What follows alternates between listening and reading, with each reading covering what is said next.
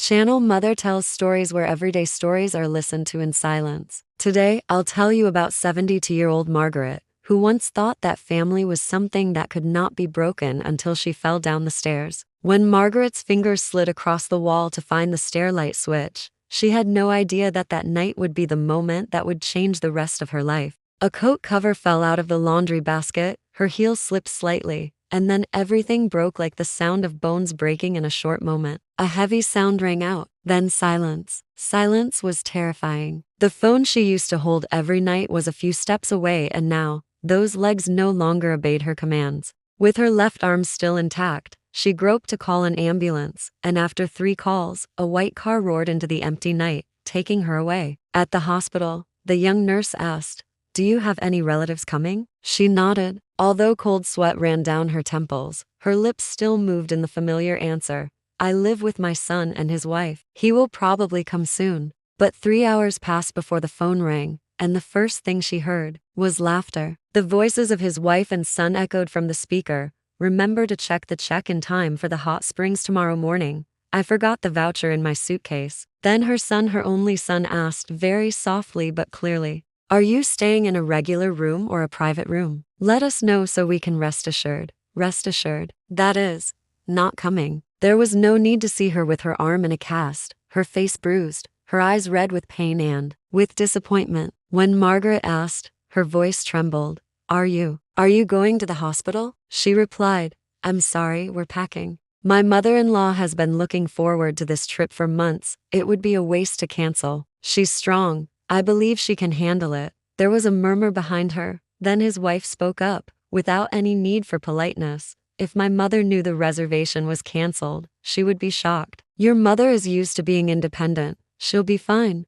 She was silent. Hang up. That night, she didn't eat dinner. Not because she wasn't hungry, but because she couldn't lift the food tray with one hand. When the nurse asked, she just smiled. "I don't feel like eating." But that night, she didn't sleep. The ceiling light shone down on her dry eyes. She remembered her whole life, from the days she braved the rain to pick up her son from school, to the time she sold her only gold bracelet to pay for his college tuition. Then there were the birthdays, when she sat in the cold kitchen, waiting with a plastic cake from the convenience store that her son had given her and said, "Eat it whenever you want." A day, 2 days, 3 days passed. Her son didn't come. Not a text message asking how she was. Not an apology. Margaret understood. She was no longer a priority. No longer a mother in anyone's heart. Just someone who had outlived her usefulness. But there was one thing her son didn't know. She wasn't as weak as they thought, and she had been preparing for this day of oblivion for a long time.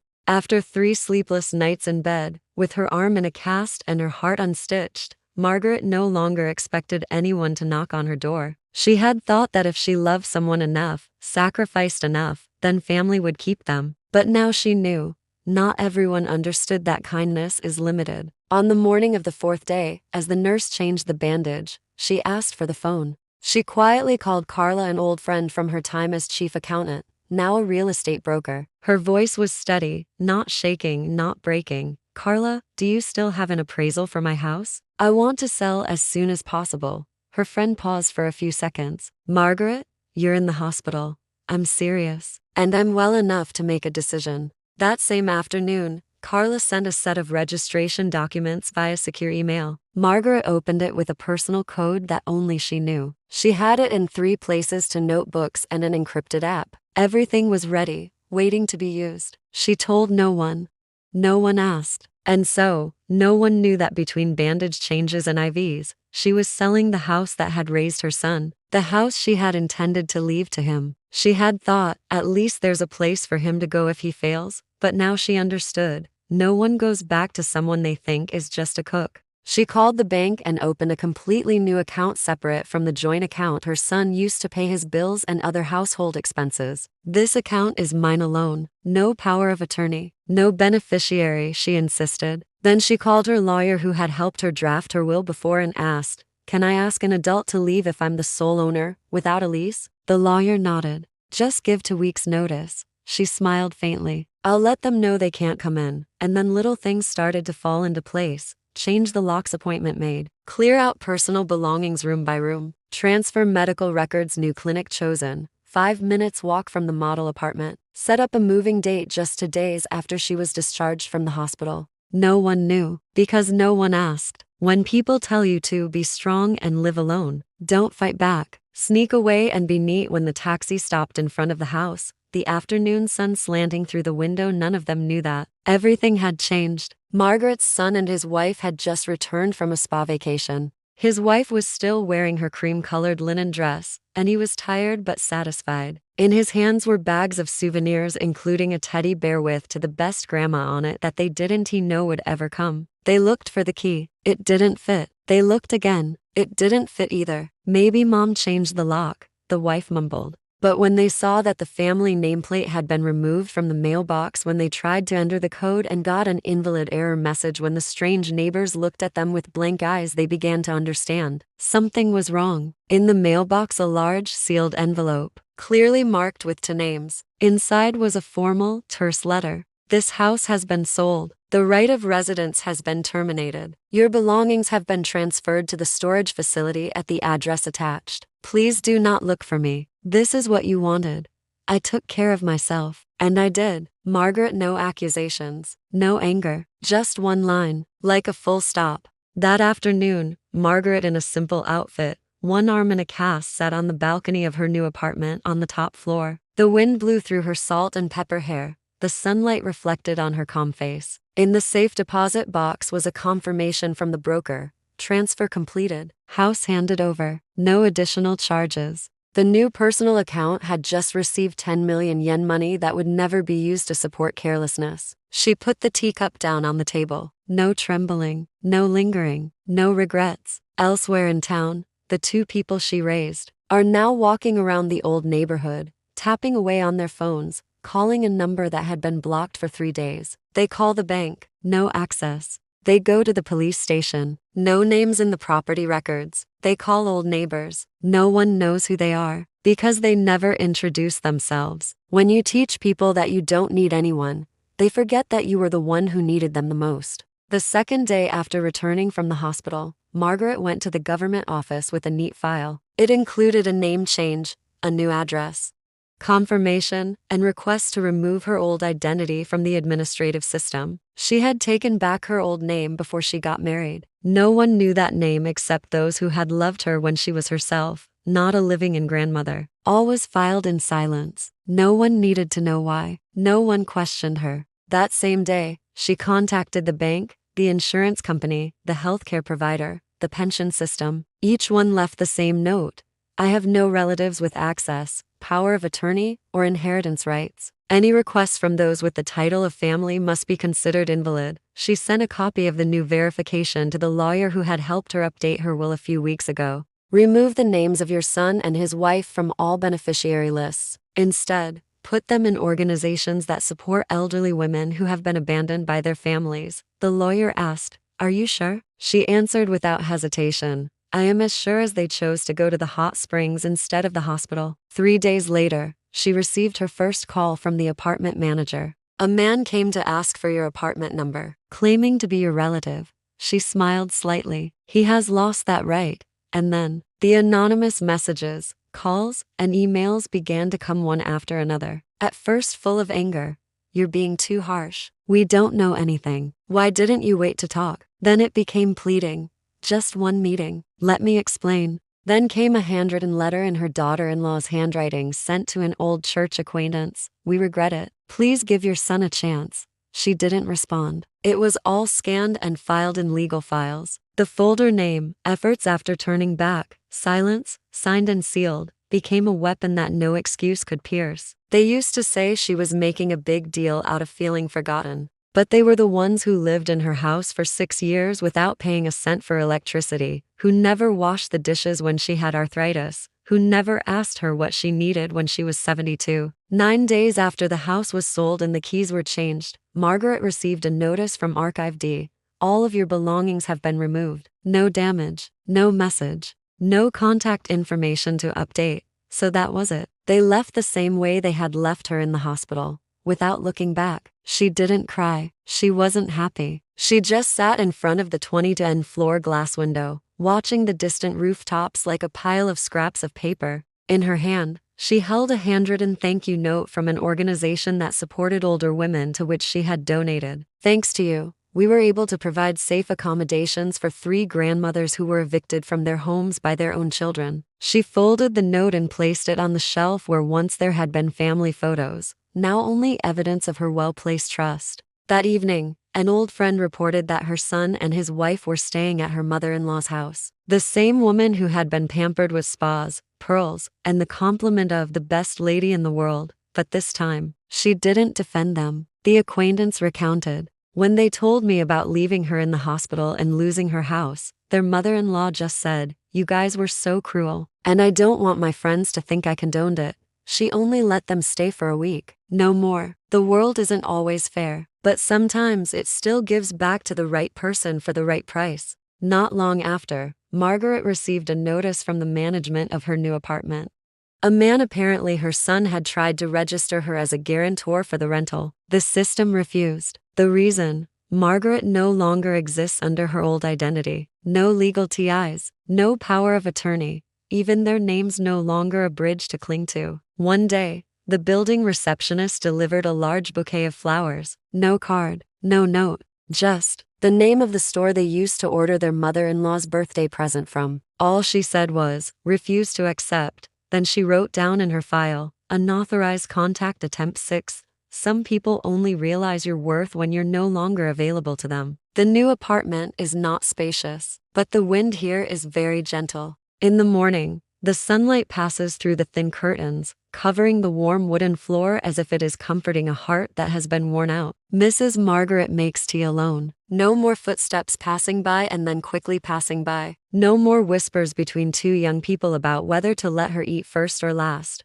Only hot steam rolls over the rim of the cup, and a pair of eyes that no longer wait. She begins to write, not letters to anyone, but letters promising to be sent to the future. 10 letters, each addressed to an organization, a person, an ideal. In it, she clearly states how her assets will be divided after her death. 5 million yen to an organization that supports abused elderly women. 3 million yen to a scholarship program for single mothers. The rest went into a secure trust fund where no one could access it except those who no longer expected anything from her, and still lived a decent life. Margaret didn't condemn anyone. She just sorted through the mess and rewrote it in a structure that no one could break, not even blood relatives. On Wednesday afternoon, she stopped by the community center. They asked her to share her story of leaving a toxic family relationship without arguments, without tears. In the small room of 20 people, she stood, her hands shaking slightly, but her voice calm.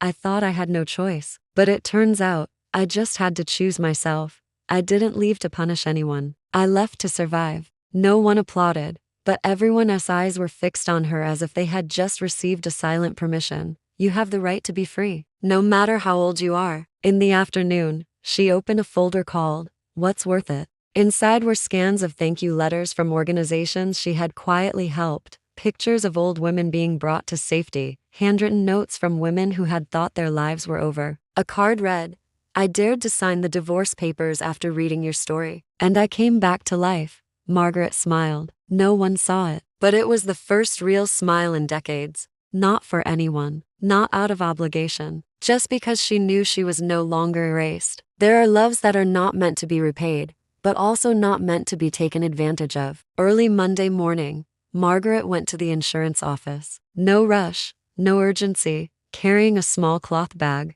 There was no gift inside, just a stack of documents sorted by colored notepaper, each clause clearly outlined. On top, handwritten in purple ink, "What belongs to me and only me." She sat down in front of the consultant, her voice low but clear. "I want to update my records. No more dependents. No more power of attorney. No one to make decisions for me under any circumstances." Then she went to the hospital. What had been the quietest place in her life? She walked step by step, not looking at the emergency room where she had once been lying with a broken arm, alone with a cold lunchbox. Instead, she met with the medical records department. "I want to transfer all records to the new clinic and update the emergency contact. Who is your legal representative?" The staff asked. "No one. I have appointed a social worker from the legal organization to represent me. Not a family member, not a friend, not a child, not a relative." The The staff was a little taken aback, but Margaret's eyes left no room for hesitation. She filled out the vital medical records. The final decision on medical interventions belongs to her. Do not accept any decisions from relatives without clear legal authority. Sign up for a home health care program. Regular monitoring. No need for anyone to drive her. And when she finished filling out the last form, she held the pen for a long time. It was not because of hesitation. It was because, finally, she was truly representing herself. No one spoke for her anymore. No one nodded for her anymore. People used to say she was too controlling, but that control was the only thing that protected her from being pushed aside. Margaret stepped out of the medical building, the sun falling on her shoulders like a light blanket. For the first time in her life, she didn't see herself as someone's mother, as an old person living with a family. She was just Margaret, an independent woman, with full rights, and no one could take them away. In her new apartment, she put all her copies of the legal documents in a cabinet, labeled clearly, autonomy. Next to it was the old file, her son's name crossed out in red ink. No need to be angry, just clear. You didn't need to wait for anyone to acknowledge your worthiness. You just needed to make sure that, from now on, no one could deny it. One weekend afternoon, when the breeze was just enough to gently fan the beige curtains, Margaret received a call from the Community Learning Center. The voice on the other end of the phone was hesitant, but sincere. We were looking for a personal finance coach for a group of young women who are leaving the foster care system. They've never been taught how to be independent. Can you help? She smiled softly, not loudly, not ostentatiously, just a smile of someone who has walked through life and still has enough tenderness to come back. The following week, she was in the small conference room on the third floor of the center. In front of her were 6 girls, young, reserved, eyes sparkling but slightly worried. They had lived in homes with roofs but no love. They had been taught to be grateful when someone didn't hit them instead of demanding respect. And now they are learning how to not ask permission to live with dignity. Margaret spreads out the files on the table. Nothing complicated, nothing long, just practical topics. How to open a bank account that no one can break into. How to keep a record of your expenses so you know who is really spending on you. How to plan to leave a place that is no longer home. Then she tells the story, without names, without history. I lived in a house that I paid for, but I didn't have a good place to sit at dinner. I was told to keep quiet so that my family could have peace. Until I realized that peace wasn't for me. A girl asks in a low voice, "Don't you feel sorry for losing your family?" She looks at her for a long time. If what I have is a family, then I don't have to choose between living and being loved. I only regret that it took me so long to understand that. People used to see her as an old, useless thing, but now, every crack in her story has become an escape for others.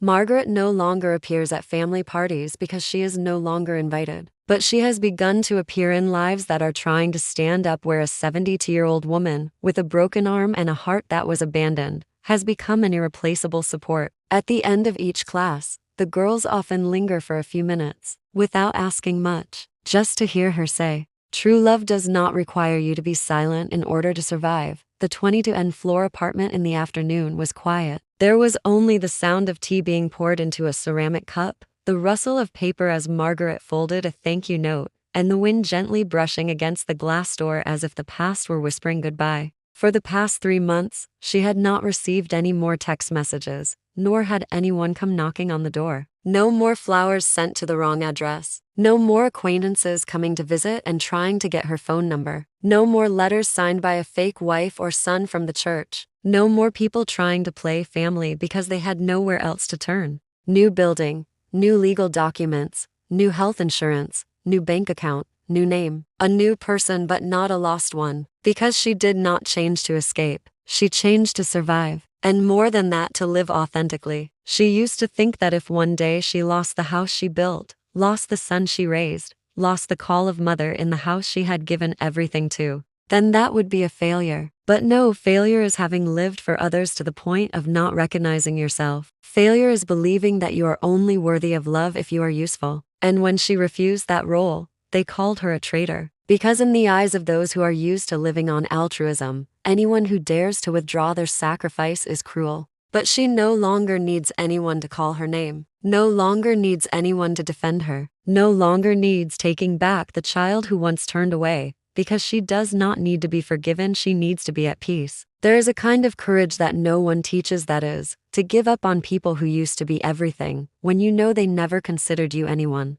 That afternoon, Mrs. Margaret stood up and pulled a new picture frame from the drawer. Not a picture of her son, not an old wedding photo, but a handwritten note from a young woman she was mentoring. Thank you for surviving for those who couldn't. You're the reason I don't stay silent. She placed the letter on the bookshelf, next to a signed copy of her will, a file called What Was Worth, and a ceramic mug engraved with the words, I didn't disappear. I just stopped asking to be seen. Hello. If you're reading this, you probably know the feeling of being quietly left out of a plan where you should be at the center. The feeling of knocking on a familiar door and realizing you're no longer a part of it. I was like you. I called my son's name the night he was admitted to the hospital, and all I got was someone's laughter. At the spa, I thought that if I tried a little harder, held on a little longer, cooked better, endured better, they would come back. But they didn't. Not because I wasn't good enough. It was because they never learned to be grateful. I spent my life giving. And then I realized, people only take if you don't set limits. They called me a burden, but never asked me if my knees hurt. They told me to live with them, but they never gave me a place in their family. And when I left, they cried, but not because they lost their mother, but because they lost the last free servant in their lives. If you've ever felt invisible in your own home, if you've ever been called by your name instead of your affection, if you've ever sat behind closed doors during holidays that were called reunions, I want you to know this. You have the right to leave, without waiting to be understood, without waiting for an apology. You can start over, whether you're 52 or 72. You can rewrite your will, open your own bank account, move out of a place where people used to treat you as a convenience. You can live without anyone calling your name as long as you know who you are. I left them nothing, not because I was mean, but because I gave them everything, and they couldn't keep it. I keep the rest, for those who need it, for those who understand that love shouldn't be taken for granted, and that older women are not shadows in anyone's home. If you're torn between continuing to endure or moving on, I'm not telling you what to do. I just want you to know, peace is real, and sometimes it comes through a locked door from you. I wish you to find yourself. Margaret, who was a mother, a shadow, and now herself. If you find this story touching something in you, leave a comment telling us where you're watching from. The Mother Tells Stories channel is always here to remind you that you are not alone. And if you need a reason to live for yourself, this letter is it.